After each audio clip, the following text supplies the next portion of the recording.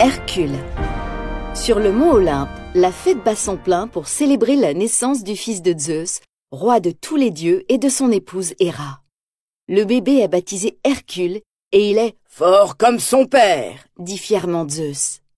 Il saisit une poignée de nuages et donne vie à Pégase, un minuscule cheval ailé, cadeau parfait pour le fils d'un dieu. Tout le monde fait la fête, sauf Hadès, frère jaloux de Zeus et roi des enfers. Hadès complote pour prendre la place de son frère et il a déjà un plan. Hadès commence par consulter les moires, 3 divinités capables de prédire l'avenir, et il apprend que dans 18 ans, les conditions dans l'univers seront réunies pour lui permettre de conquérir le mont Olympe. Mais une petite mise en garde à cette histoire, ajoutent les moires. Contre Hercule, pas d'espoir d'emporter la victoire. Alors Hadès envoie ses sbires, Peine et Panique, se débarrasser du nouveau-né. Il kidnappe Hercule, l'emmène sur la terre et lui administre une potion pour le rendre mortel. L'enfant est sur le point de boire la dernière goutte quand ils sont interrompus par l'arrivée d'un couple de paysans.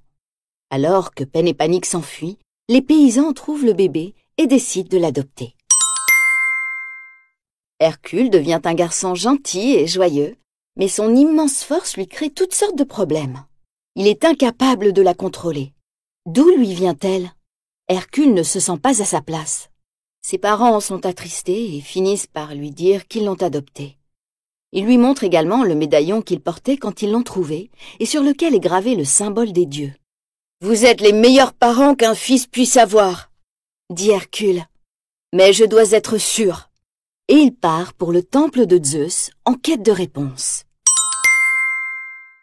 Quand il atteint le temple, l'énorme statue de Zeus prend vie et révèle la vérité au garçon.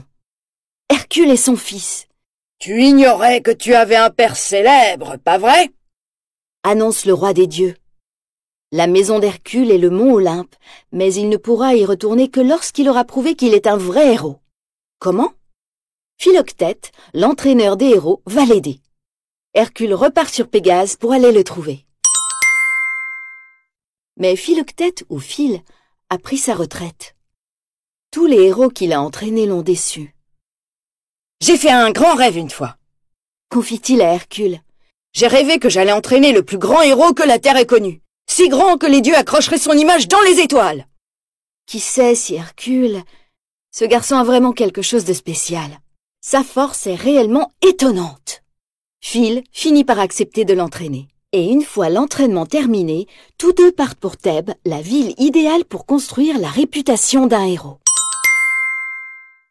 En chemin, Phil et Hercule tombent sur une magnifique jeune fille, Meg. Un centaure la menace et Hercule ne peut pas rester à ne rien faire. Il affronte le monstre, le bat et sauve la jolie Meg. Le futur héros est tombé amoureux. « Elle est merveilleuse !» dit-il. Mais il ignore qu'elle travaille pour Hadès. Quand celui-ci apprend que ses sbires lui ont menti des années plus tôt et qu'Hercule est vivant, il décide de se débarrasser de lui une bonne fois pour toutes. Entre-temps, Hercule est arrivé à Thèbes et il est impatient de montrer ce dont il est capable. Mais Meg apparaît soudain. « 2 gamins, ils jouaient dans la gorge et ce rocher a glissé, un énorme rocher, ils sont prisonniers !»« Des enfants, prisonniers ? Phil, c'est génial !» répond Hercule, content d'avoir une chance de montrer son incroyable force, et il soulève sans effort le rocher sous lequel les enfants sont coincés. Mais c'était un piège tendu par Hadès. Un monstre géant surgit de la gorge. C'est l'hydre. Hercule prend son épée et attaque l'hydre sous le regard d'Hadès. Serait-ce la fin ? Certainement pas. Le héros parvient à vaincre le monstre et l'enfouit sous une montagne. Hadès est furieux et à Thèbes, Hercule devient une star. Toutefois pour Zeus, Hercule n'a toujours pas prouvé qu'il était un grand héros. Et quand le garçon demande ce qu'il peut faire d'autre, son père répond « Interroge ton cœur !» Hercule est découragé et Meg l'emmène s'amuser. Ils sont de plus en plus épris l'un de l'autre. Mais c'est compter sans Hadès, qui est toujours le patron de Meg. Le méchant dieu propose un marché au héros. Il libérera la jeune fille en échange de sa force. Hercule accepte tant que Meg est épargnée. Hadès peut maintenant utiliser la force d'Hercule contre Zeus. Hadès libère les titans, 3 créatures colossales que Zeus avait emprisonnées au fond d'une grotte. Les 3 monstres commencent à tout détruire et attaquent l'Olympe. Et Hercule? Alors que le royaume des dieux est recouvert de glace et de lave, Hadès envoie un cyclope le tuer. Le héros a perdu sa force, mais son intelligence lui permet de vaincre le géant. Et quand une énorme colonne menace d'écraser Hercule, Meg se précipite pour le sauver. Oh non, Meg est aux portes de la mort.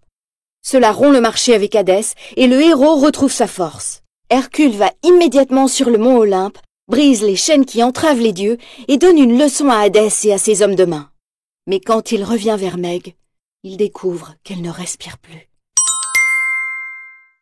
Cela ne peut pas se terminer ainsi. Hercule sait comment sauver Meg et se précipite dans les enfers. Là, Hadès lui montre l'âme de la jeune fille flottant sur le Styx. « Tu veux faire un marché ?» dit Hercule à Hadès. « Prends-moi à la place de Meg. »« D'accord, » accepte Hadès. « Elle part, tu restes. » Hercule plonge dans la rivière, sacrifiant sa propre vie. Hadès croit qu'il a fini par le vaincre, mais alors qu'il va célébrer sa victoire, Hercule réapparaît. Il est devenu un dieu. C'était ainsi que Zeus voulait mettre son courage à l'épreuve. Hercule jette Hadès dans la rivière et redonne à Meg son âme pour qu'elle retrouve la vie. Tous les dieux accueillent Hercule comme l'un des leurs. « À présent, mon fils, tu peux rentrer à la maison !» lui dit Zeus. Mais Hercule ne peut plus vivre sans Meg. « Je veux rester sur terre avec toi. J'ai enfin trouvé le monde auquel j'appartiens. » Zeus accepte la décision de son fils et accroche son image dans les étoiles en son honneur. Ainsi, en regardant le ciel, chacun peut admirer l'image d'un vrai héros.